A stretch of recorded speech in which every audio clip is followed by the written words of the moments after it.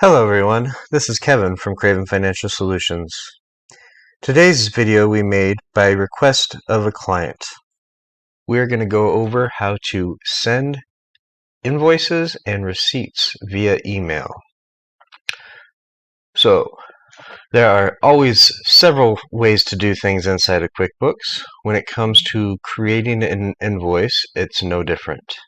So, a couple ways we can do this is we can go to our Sales tab and then head to our clients.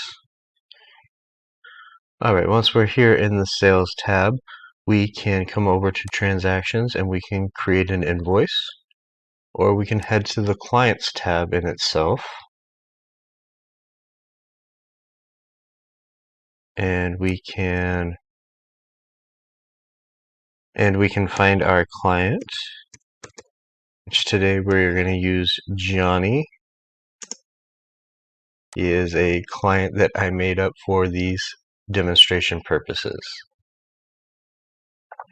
And while inside the client, we can create invoice or do an array of other activities for this specific client. The other way to do this would be to come through the New tab, and this is the way I normally do it, and you'll be split into various groups. Customers is everything incoming, so money coming in. Vendors is everything outgoing, so your bills. You have employees and other. We're just going to hit invoice.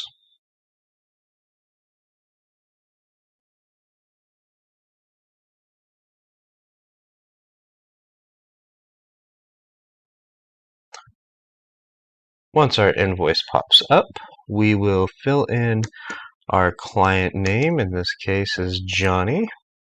Once we do that, all of his information automatically fills in.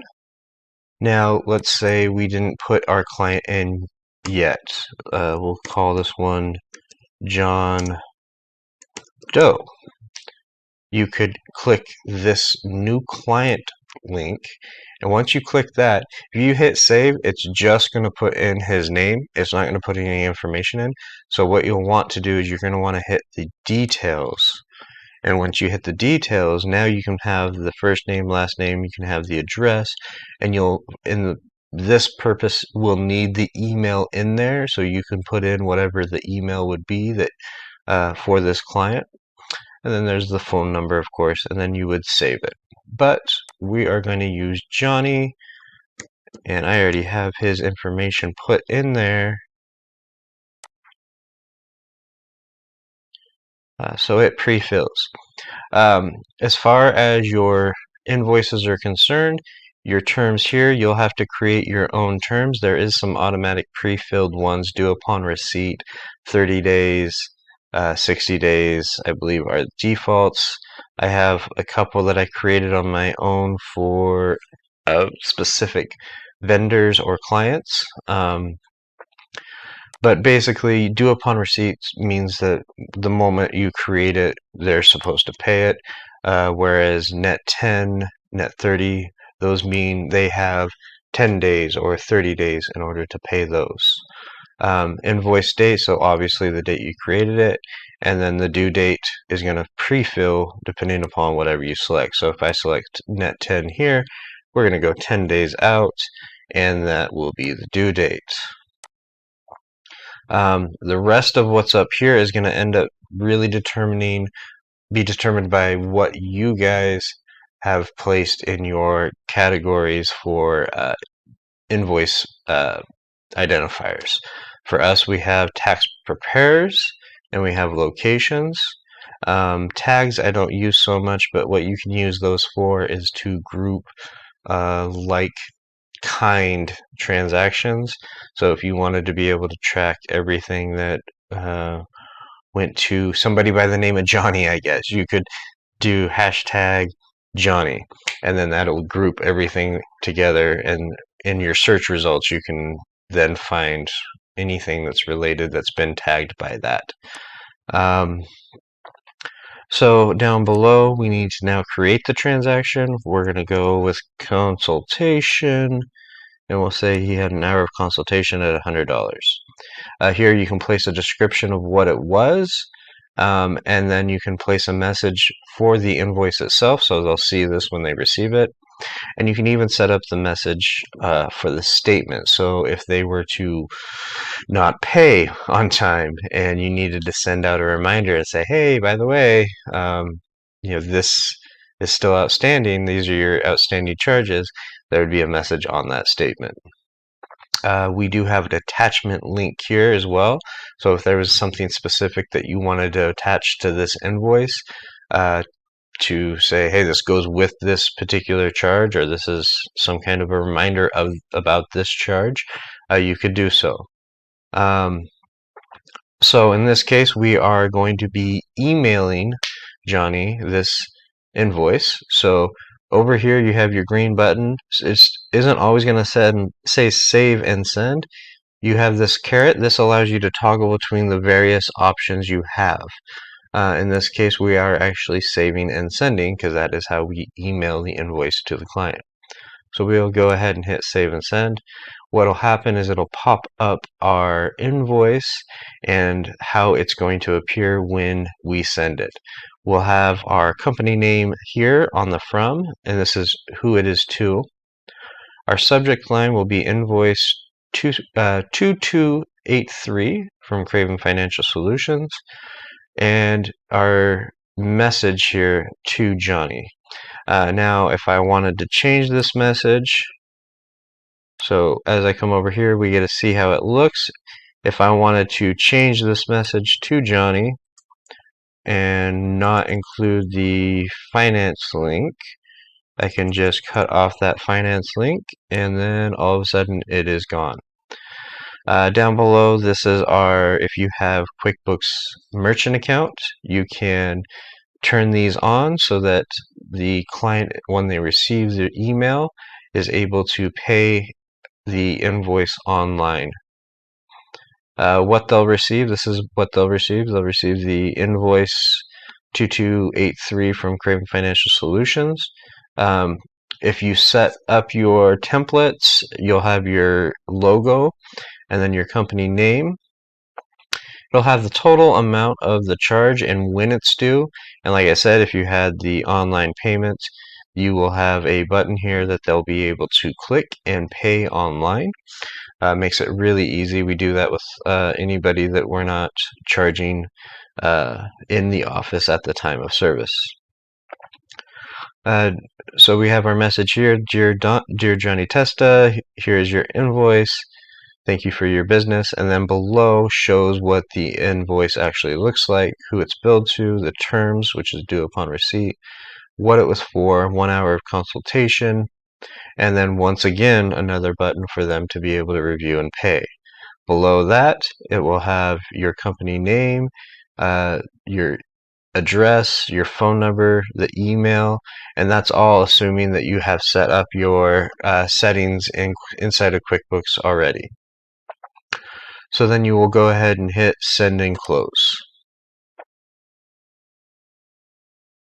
Now, for receiving an payment, so for sending out a receipt of payment, there is multiple ways to go about it. If they were to send a payment through the QuickBooks payment link that was inside the email, so if they paid it online, they'll automatically get the receipt. You don't need to worry about doing anything. If it's sent in some other fashion, then you will need to receive the payment and record the receiving of that payment. And we have multiple ways of going about doing that. Number one would be to click on the new button and then click on receive payment.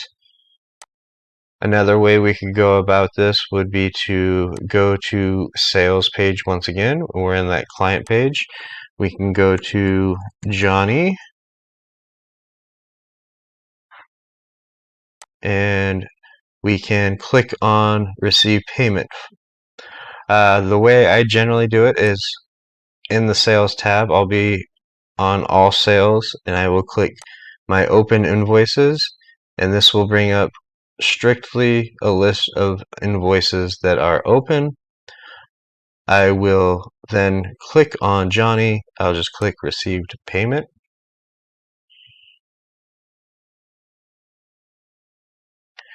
And I will decide what date that I received that payment. I received it today. How that payment was received, we'll say he gave a check and it was number 1234. Now here, unless the money is going directly into the account, whatever account you're using, unless it goes directly and never touches your hands or never goes into a different space, this always needs to be deposited funds. You always want this to have deposited funds.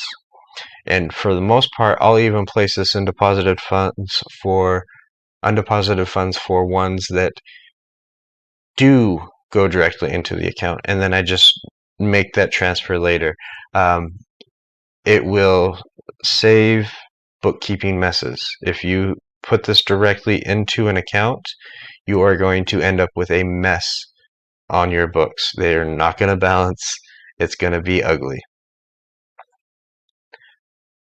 So we have now set this to undeposited funds. We have received the full amount.